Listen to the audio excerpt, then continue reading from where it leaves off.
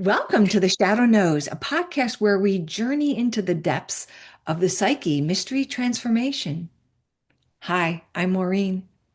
Hi, I'm Klara. Together, we explore the hidden forces shaping our lives, relationships, and collective story. In today's episode, we're diving into one of the most vital and misunderstood archetype, the warrior. This powerful energy has been distorted and oppressed in modern culture, yet it remains essential for purpose, protection, and integrity. Joining us once again is James Frazier, Jungian coach, holotropic, and Neo-Shamanic breathwork facilitator to help us understand the warrior archetype through a Jungian lens and explore what it means to awaken this energy in a conscious and balanced way. James, welcome. Today, I think we're just going to start with, if you don't mind, those who are new to Jungian ideas. Could you just start in a general way by, in the most general way possible, explain what an archetype is and how these universal patterns show up in our individual and collective lives? That's a pretty tall order, but I'll give it my best shot. I think archetypes are a little difficult at first to wrap your mind around, but one of the simplest ways to think about them is that they are patterns that shape human behavior, and they're not coming from our personal conscious mind or our unconscious mind. They come from the collective unconscious. So Jung certainly believed that these were energy patterns shaped in a sense how we do things. They also could be thought of as biograms, if you don't like the word archetype, I guess. Internal programming. It's tempting to use technological metaphors of computers, of how you have a system operating in the background. But these archetypes shape how we both think, how we act. However, they remain largely unconscious. We don't know that they're operating in the background, but they are.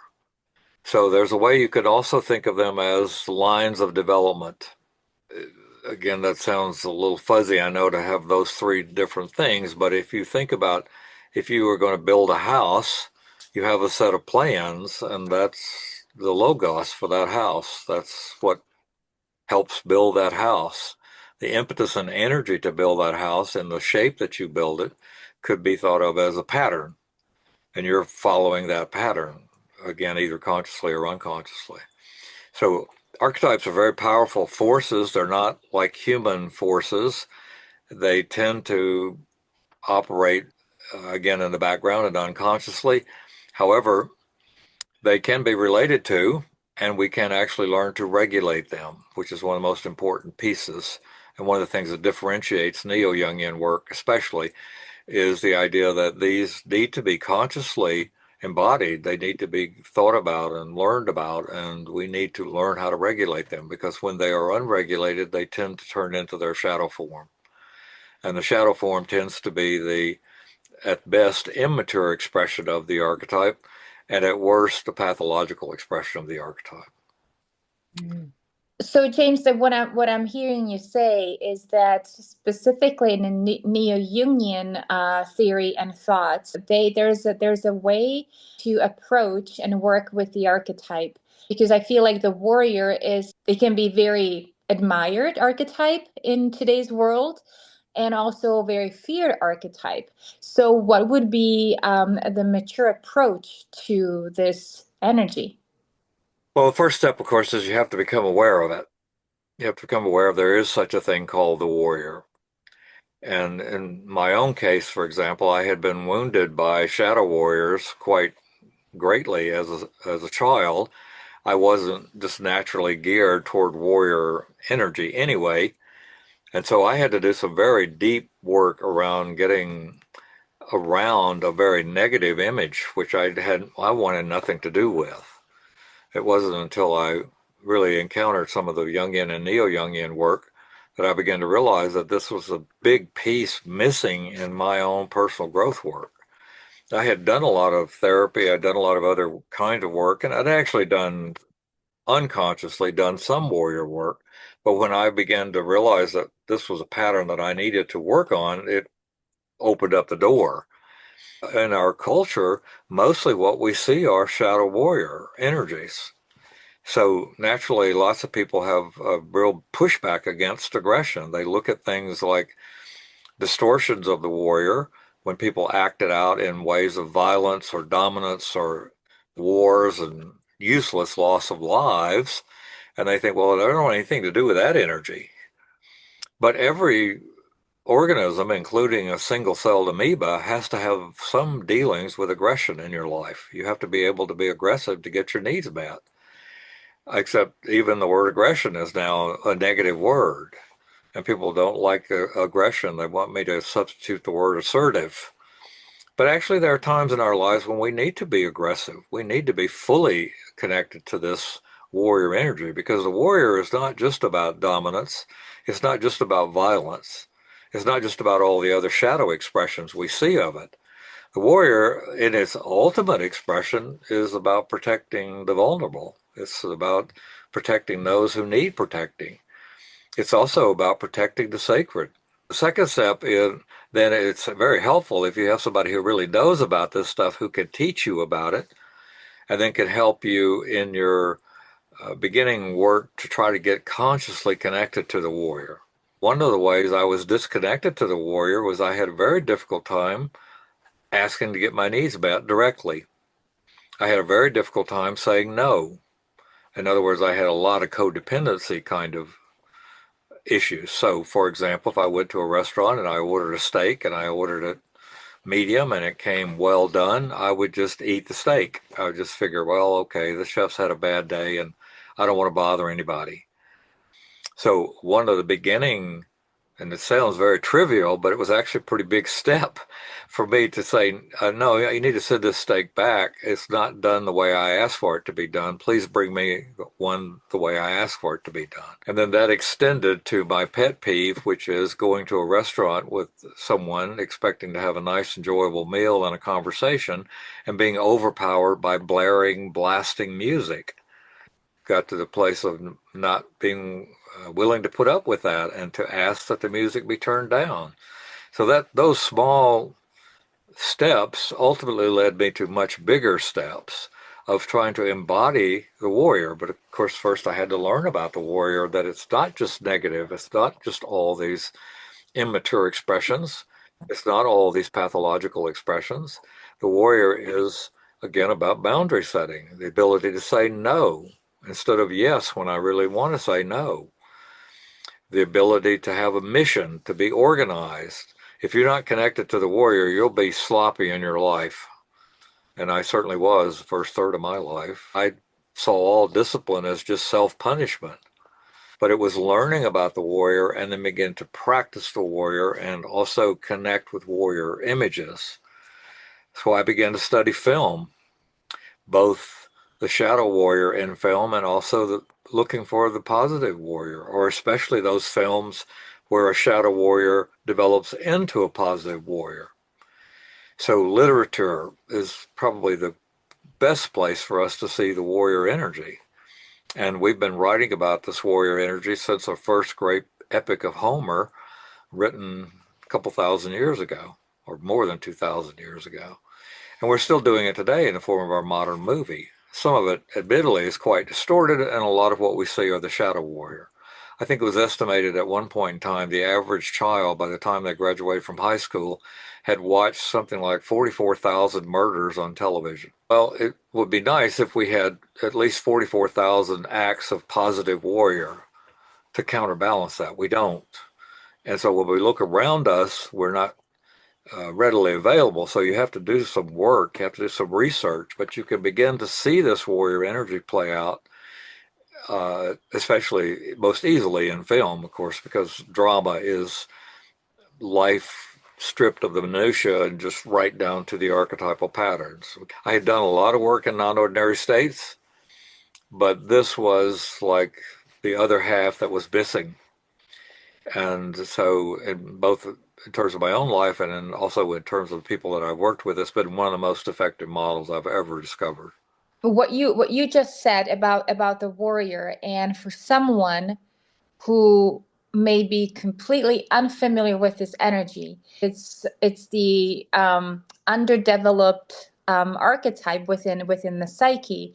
So to start connecting with the energy may just seem so foreign. And when you gave those examples of you asking for your steak to be done the way you ask for it, I can imagine then once one is starting to going against their own old ways, there's going to be something coming in a line within the psyche say, "Oh no, you don't ask for that. You need to stay in those paths because that's what you're familiar with. That's what kind of kept you going all the way up until this point.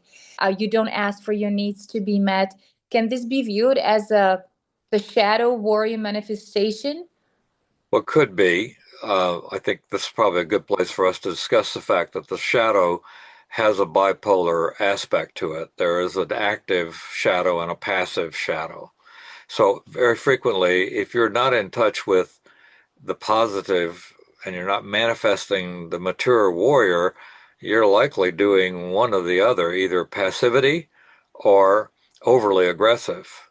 So you get on the one hand the grandstanding bully who just really actually likes hurting other people. This is the pathological version of the aggressive, active polarity of the shadow of the warrior. And then the other one is the passive. This is the person that can't say boo or can't set a boundary and just lets everybody walk all over them. You can be in that position, of course, and convince yourself that you've chosen a very high-browed spiritual path. I'm a really loving, wonderful person. I would never hurt anybody. That may be true, but you're also probably getting hurt, if not from without, maybe from some of your internal things like your inner critic, saboteur. Really have to get over this idea of the warrior being completely negative. If I'm not in doing mature warrior, where am I doing it in shadow?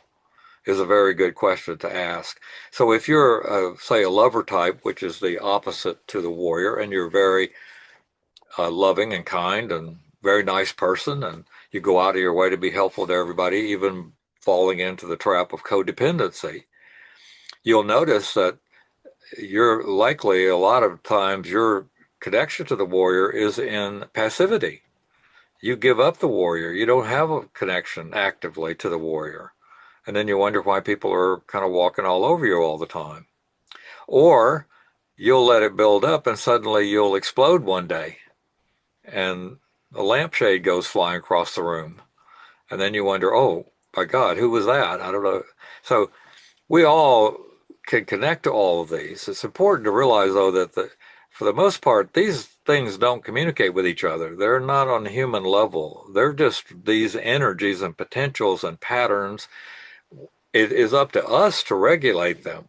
It is up to us to learn about them. It is up to us to be conscious of where we're at. Like you could get locked into a kind of aggressive shadow warrior and become workaholic. And you get very anxious when you're not working.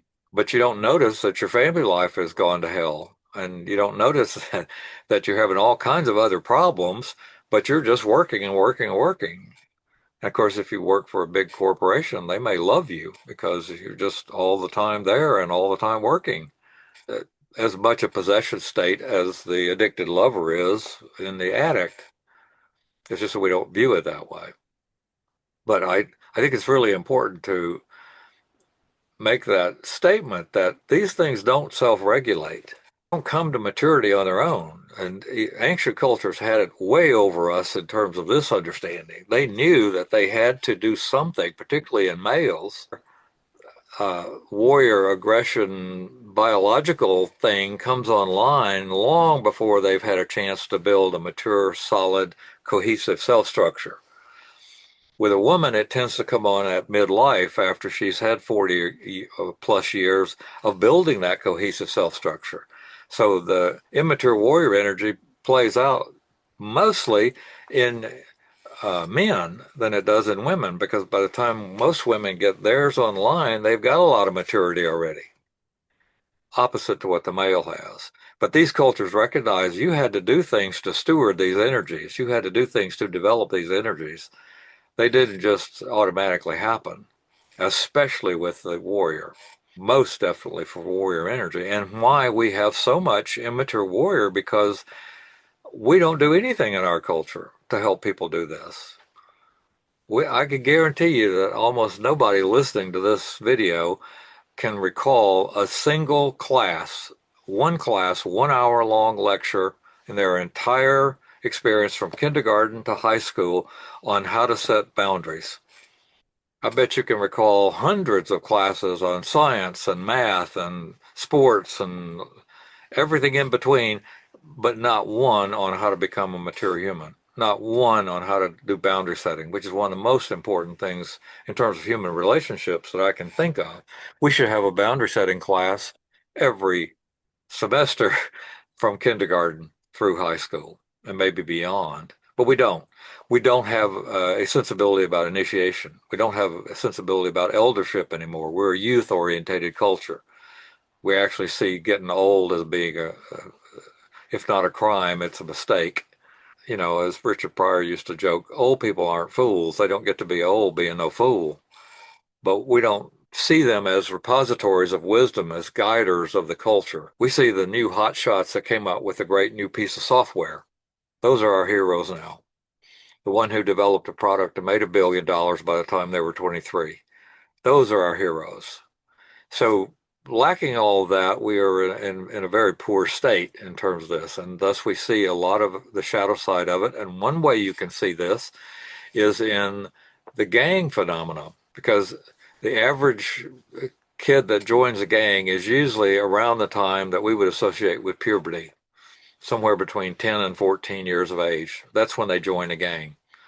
And of course, there's great payoffs if you live in a really dangerous part of town and you're in a housing project and you're with a single mother who is barely scraping by, and you see a lot of advantages to joining a gang.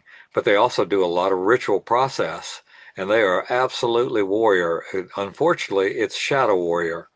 It's kind of a cult of death instead of a cult of life. But those young men are sensing they're supposed to be going through something, and when they join that gang, they get a closer brush with initiation. Again, it's unfortunately the pathological side of this rather than the positive side. In ancient cultures, this was one of the most prominent parts of that culture, and everybody's duty was to participate in it. And they realized that if they did not do this, their culture probably would fragment and fall apart and die even. You mentioned to start to connect with this energy, we need to get to know it. When we get to cultivate a relationship with it, to regulate it, I would like for you to speak a little bit about the importance of the images. And you said your favorite method is connecting to the warrior energy is film and movies. And I know that for some people may just sound, a little woo-woo, but can you speak more about that, like what it actually does to the human psyche and how it's actually going to help to connect with this warrior archetype? Yes, I will.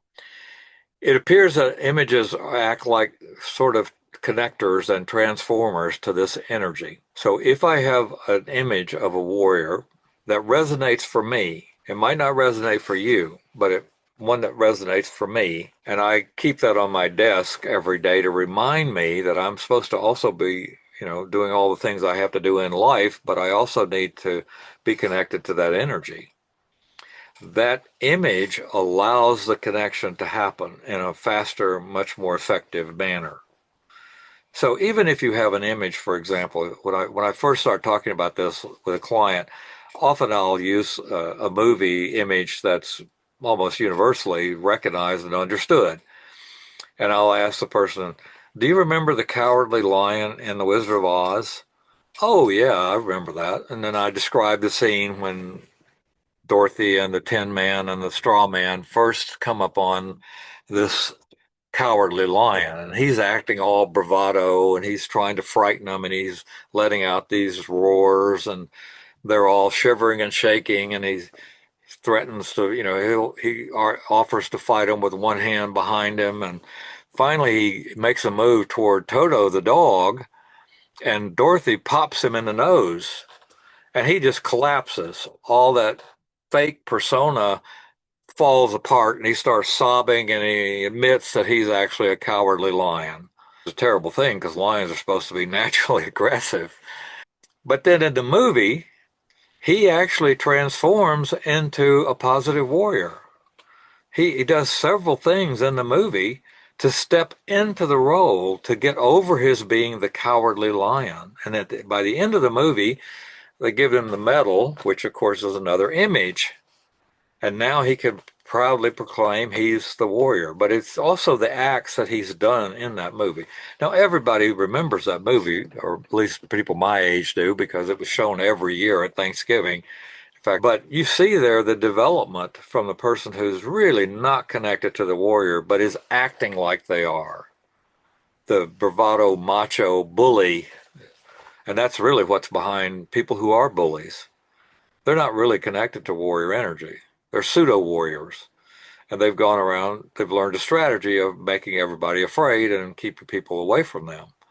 But often when you pop them on the nose, they collapse. We can also take other images, even very negative images of a warrior, and we can learn from it. Like my favorite example of what I would consider to be an immature warrior is the old movie Rambo with Sylvester Stallone.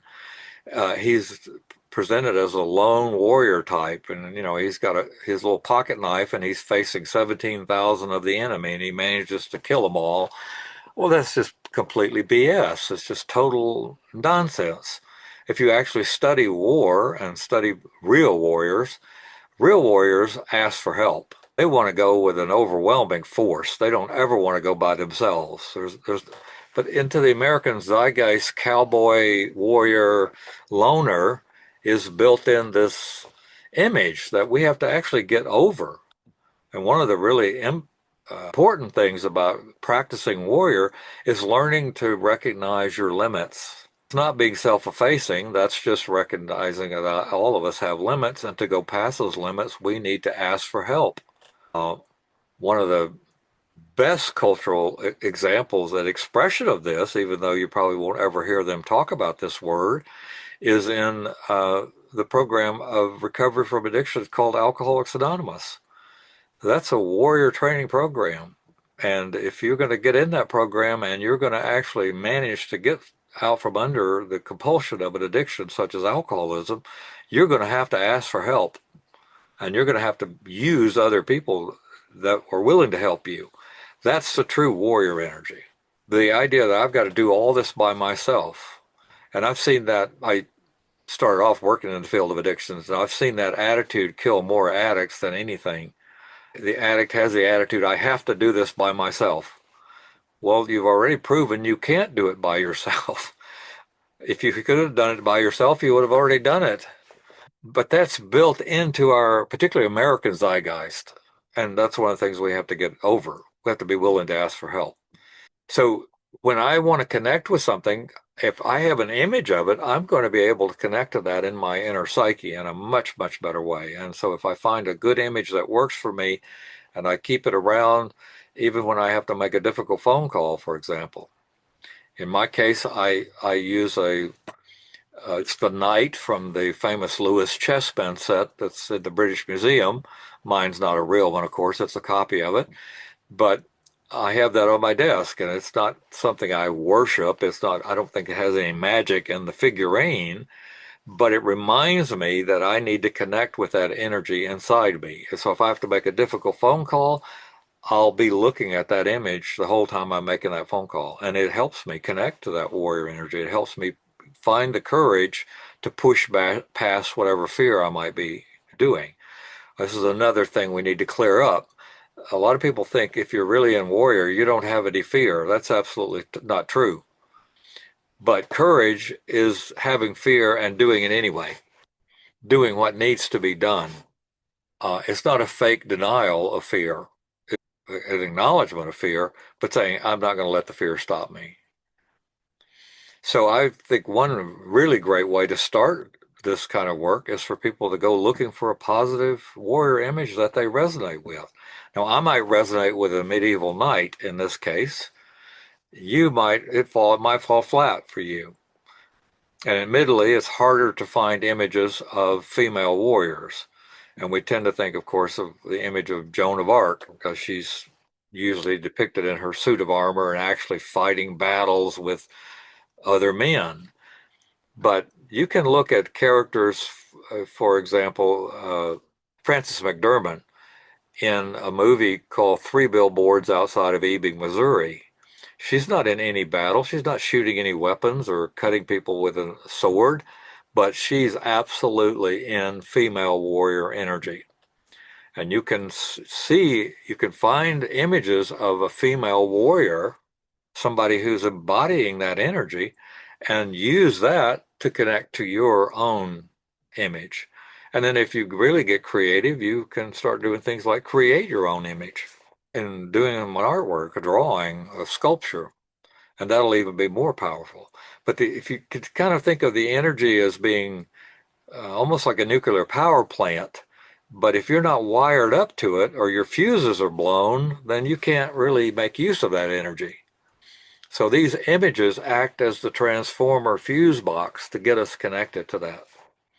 James Carl Jung once said, where there's no struggle, there's no strength. And I think that's at the heart of warrior energy, the courage to face the darker and more uncomfortable parts of ourselves. So the transformation can begin. I'm going to go down a little path here where I want to bring up the word sloth, one of the seven deadly sins. I discovered a few years ago that sloth isn't about laziness. It's about avoiding tasks and responsibilities and maybe succumbing to distractions. And what's hard today is that we live in a culture that avoids stillness and sort of glorifies busyness. I'm almost put off by how frenzied and distracted I can feel at times. And it seems how everyone around me can feel. And yet I'm just as guilty. So even though I pray and meditate every morning, when I'm done, I have to resist practically sprinting into my day. And I wear myself out. I think the challenge is slowing down long enough to listen and to face really what's inside, that inner battle that I need to refine. So, what do you think happened in our modern society that makes it so difficult to embody a balanced warrior energy?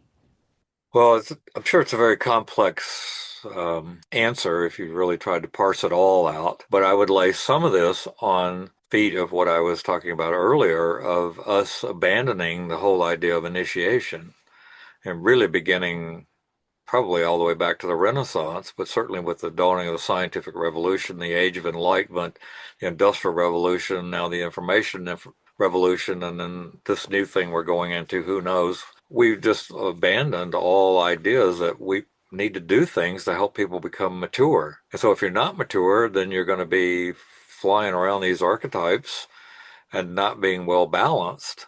If you're lacking in warrior, you will absolutely lack discipline. So you'll be distracted by every shiny object that comes along. And there's no greater example of this as social media.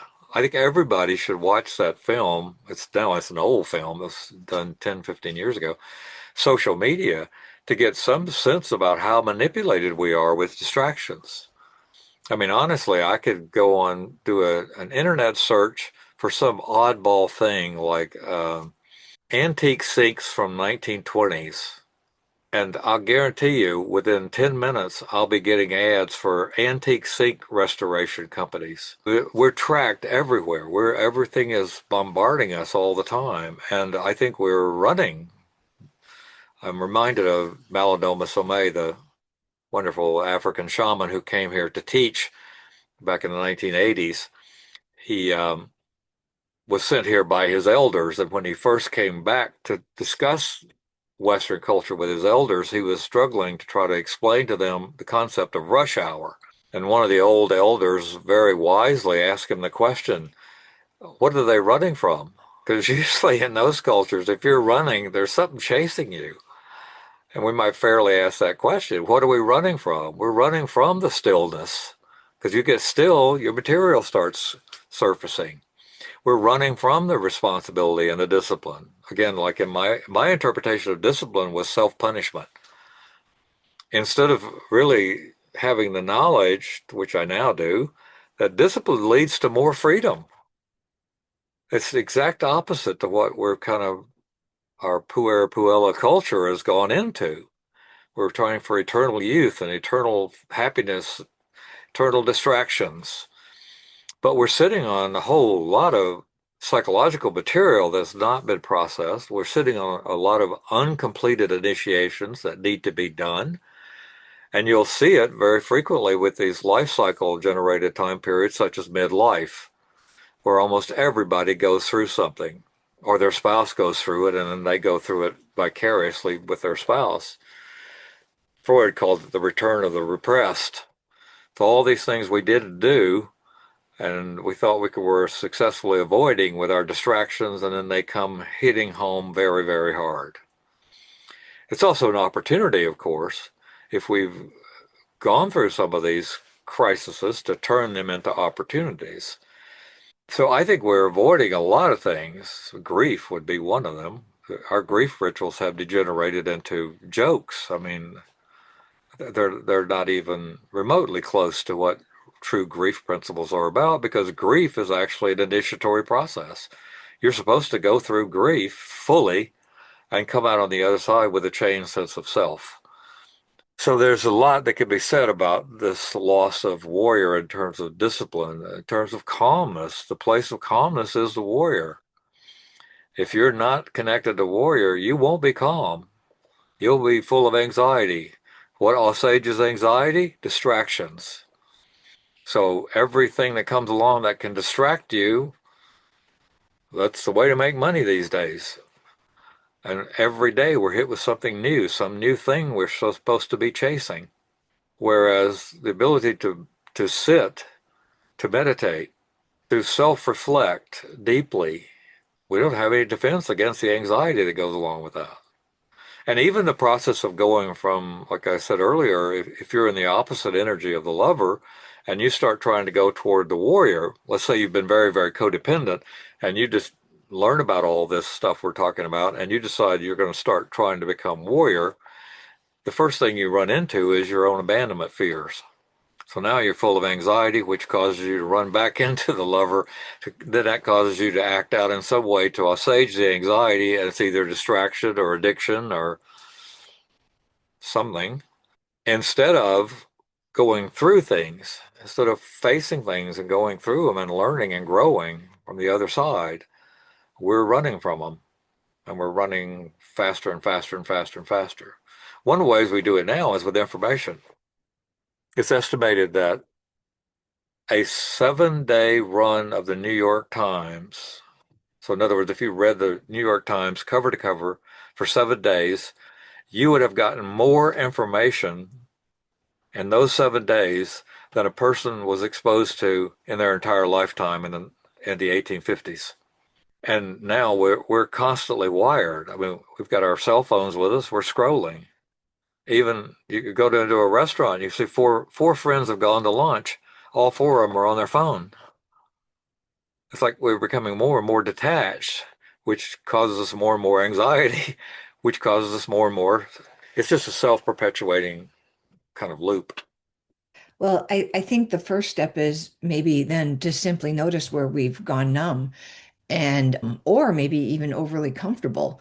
The warrior wakes up, I think, for me, when something sacred is worth defending, like our peace, our integrity, our relationship with maybe a higher power of sorts, or family member, or even our own healing. So maybe a good way to start would be to ask yourself, where in my life have I stopped showing up with courage? And it's not about picking a fight, it's about reclaiming that inner strength through maybe some small acts of discipline and stacking those small acts of discipline on top of an already well-formed ritual practice or following through, even when I don't feel like it, because I don't always feel like doing what's right. Yeah, I totally agree. If you got nothing else out of this, if it made you start waking up and reflecting about where you need to do more boundary work, that would be well worthwhile. Because so much of our communication is done from the victim, persecutor, rescuer place. We don't have the capacity to ask for our needs, so we feel victim, and then we want somebody to rescue us, and when people don't rescue us, we go into persecutor. And there's almost nothing I can't trace to that triangle. It's a very simple model, but the antidote is to get into the adult, and that means very frequently highly connecting with and developing your warrior, because you're going to have to learn how to say no. You're going to have to learn how to protect that sacred, even if it's your peace of mind. And so when you find yourself in a pattern of saying yes to something you really don't, it's not good for you or you don't want to do, you've got to learn how to say no. Just as the addict has to learn how to say no to the urge to go to the liquor store or the dope dealer, you also have to say no to the over busyness. You know, when your work wants you to be on call 24/7, you have to learn to say no. I stop at 5. That's what I'm paid for. I've given you plenty. This is a good deal, but I protect my space. I don't need to do business 24/7. So all this, revolves around the idea that we have developmental processes we need to be facing, and that it is in fact the task of our culture to help us with that. If we leave it to the therapist or the professionals, that's not going to work, because a lot of people don't know about this. This is not therapy. This is just what we should be doing as humans to help each other develop, and especially young people, which we're kind of wholesale abandoning in this sensibility when we don't. Now we have generations of people who have no connection to initiation. Thank you, James. I have a final closing question, and it's if our culture were to reintegrate the warrior archetype, not through the domination or violence, but through courage, purpose, and service, what might that transformation look like? Well, I think it would be a far better world than what we have. I think we would have far better relationships. I think we would see much less pathology, not only personal pathology with things like depression, but even cultural pathologies like we have with our politics now. I mean, in truth, we don't even have politics anymore, because that word actually means to meet in the middle. And now what we have is sort of the equivalent of the Chicago Bears versus the Packers mentality. And you have to be able to put anything on a bumper sticker to get it across. So we're not really engaging in true politics anymore. Our relationships suffer. Our relationships with our children suffer. Almost every institution that I can think of in our culture suffers tremendously because we don't have connection to this. So I would envision, I don't mean idealistically, but because we're always going to have some challenges, but it would be a very different world, for example, if we just started teaching people how to set appropriate boundaries. If we started teaching people how to ask cleanly to have their needs met, and teach them that they're not going to get them met all the time, and that's okay, not to have to try to get their needs met by hook and crook and manipulation. I think we'd have a lot more, well, just in general, we'd be a lot more mentally healthy, and certainly might free up some of our just time that we spend on all these compensating distractions for more serious endeavors, serious conversations, more serious engagement with what am I doing here in this lifetime? Am I just supposed to be working and amassing stuff? Or is there some purpose to my life? Is there something bigger I could commit myself to? I think many, many, many people suffer not from psychopathology so much in the form of clinical diagnoses, but just simply loss of meaning. That their life is just flatland, especially once they get to midlife. Is this all there is? But to have a sense of purpose, of the ability to experience joy, to still have awe and wonder about nature, to get up every morning not dreading and having to force yourself to drag yourself to a place you hate and spend the third of your life doing things you don't want to do. We'd have a lot less dysfunction all over the place. So that's kind of my take on it. Again, I know for some people that sounds idealistic. I do believe you would see a radically transformed culture. And it may be this is one of the things, although I would also want to throw in here, I think we have a desperate need to reconnect with the sacred feminine. And we don't do that by killing the masculine. You do that by making the masculine more mature, more powerful to be able to protect the feminine. And I'm not just talking about men and women. I'm talking about the feminine in every man. If you added those two together, that would be a hell of a thing. That's probably the thing that has the potential for saving us. So that's one of the reasons I'm so enthusiastic about this work, because everybody needs to do this work, not just people that qualify for an insurance clinical diagnosis with a therapist. And the places that should know about this often don't. The more people that do understand this and the more conversations we get going with people, the better chance we have of actually having this spread. So, It's a beautiful vision for our culture.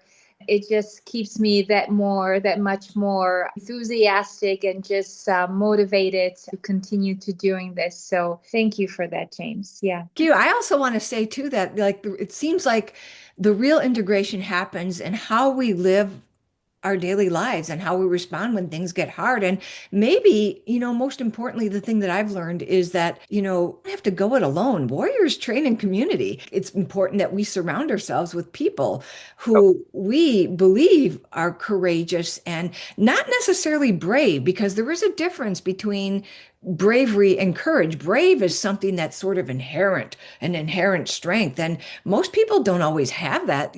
Courage is facing, hard things in spite of your fears, and to not always surround myself with other busy people. I want to be reminded of my values so I don't forget. This is really good. Thank you.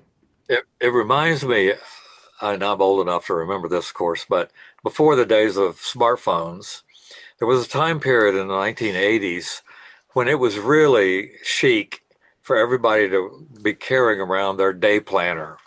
And they had elaborate leather ones and decorated ones, but it was seen as you were a real meaningful person if you had a full day planner with stuff falling all out of it, and you had it's like it's just so funny to think about that now, because now we don't see it, but it's all in the smartphone times 100,000. But this idea that we need to be connected is extremely important. And one of the fair criticisms of the Jungian approach is that it has tended to privilege the interpersonal, the more introverted path. My teacher, Robert, tried to balance that out. He was one of the few extroverted Jungians you'll run across, but he also really deeply understood this warrior material. And he realized that we do need to be connected to other people, that this is not solely an inner path. It is inner work. There's a lot of inner work that we have to do, and we have to do it on our own. But we function much, much better with a group. So to surround yourself with positive people who are trying to embody this energy is an incredibly important thing. And it's one of the most healing things I've done. Now, I have done a lot of Jungian work, and a lot of that I love and I privilege myself because I am an introvert. But it's just extremely important, that statement that you made, Maureen. And I really want to acknowledge that. I found that the more I went inward, the more I also went outward. And my relationship strengthens, and they're a lot healthier just because I can ask for what I need. That was one of my biggest challenges, to ask for my own needs to be met. And it was because of Robert Moore's work doing conscious warrior work. It is so easy just to slip into the old ways if you don't pay attention. So, for each of us, the challenge is to recognize where the warrior lives within us and act with clarity rather than reaction, and to protect what truly matters. So, thanks for listening to The Shadow Knows. If today's episode spoke to you, we'd love for you to subscribe, give us a share with your friends. Feel free to join us again as we continue to explore the hidden layers of the psyche. And until next time, may you walk gently with your shadow, and may its wisdom guide you home, because remember, the shadow knows. The shadow knows. Thank you all. Thank you, James. Thanks, James. Bye. Bye-bye. Bye.